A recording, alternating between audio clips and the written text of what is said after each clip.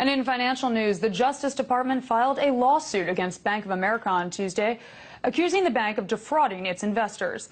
The Justice Department, along with the Security and Exchange Commissions, says that the bank vastly understated the risks involved in its sale of residential mortgage-backed securities, ultimately defrauding investors of $850 million.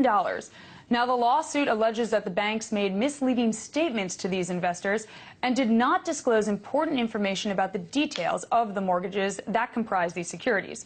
Now, joining me to discuss the matter is Anthony Randazzo, Director of Economic Research at Reason Foundation. How are you, Anthony? Well, great. Thanks for having me. Now, first off, can you explain in layman's terms, please, what these mortgage-backed securities are and how they played a role in the financial collapse? Well, essentially, Bank of America worked with third-party groups who gave out mortgages, and then they bought the mortgages from those third-party groups, put them into packages, and allowed for institutional investors, those are pension funds or big companies that have a lot of money around that they want to invest, to buy those pieces of those mortgages to get, every time you pay your mortgage, some of that money would go through to the investor. So that's the mortgage-backed security that was being sold to these investors. Now, is this the first time the banks or Bank of America has faced prosecution for its role in creating these mortgage-backed securities? Well, there have been a number of lawsuits, and a lot of the lawsuits and settlements so far have been about what happened after the crisis, particularly in relation to how banks like Bank of America worked with foreclosures. This is one of the first big lawsuits about the creation of mortgage-backed security and not telling investors everything about them, or so the Justice Department and the SEC claims. And so what's big about this particular case is, in addition to its size, is whether or not it can be proved that there was malicious intent on behalf of Bank of America to defraud investors.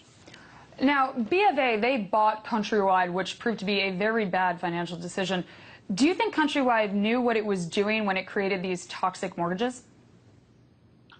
Well, it's clear that when Countrywide's individual lenders often were handing out mortgages, oftentimes they were doing it knowing that people weren't going to be able to repay. I mean, a lot of mortgages were given without any sort of serious documentation. This particular deal, though, was for mortgages that were the mortgage-backed securities that were sold in January of 2008. So this specific deal, and it's important in this case, is about mortgages that were given out and were sold after the housing bubble was already starting to deflate. Banks had a lot of losses on mortgages in 2007. So by January of 2008, Bank of America was well aware that there was problems in the housing industry. Investors were well aware that there was problems in the housing industry, particularly given the billions of losses that banks had suffered in late 2007. This is not exactly what was going on in the heart of the housing bubble. And so I think what's important to consider is, did Bank of America have a consistent pattern, and Countrywide, a consistent pattern of defrauding the institutional investors that were buying mortgage-backed securities, or was it just in this one particular instance that the SEC and Department of Justice can prove that there was malicious intent and not a non-disclosure of all the necessary important documents? Now, what do you think this newest lawsuit we're talking about means for Bank of America, and what do you predict will happen?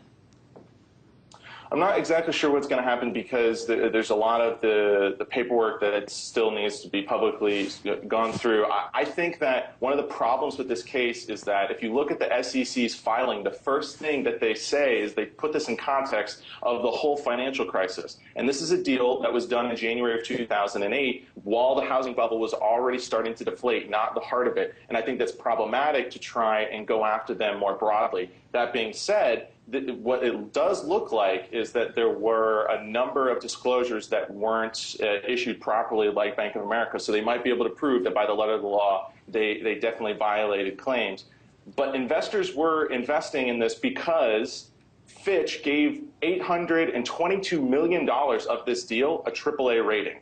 So investors and Bank of America were depending on a credit rating agency to do a lot of the due diligence on this particular batch of mortgages. That credit rating agency gave it a AAA rating for almost all of it, and everybody was just happy and kind of went along with it. So it may be that they failed to follow the law and it wasn't malicious, which, given that credit rating, I wouldn't be surprised if that's what happened. But because this was 2008,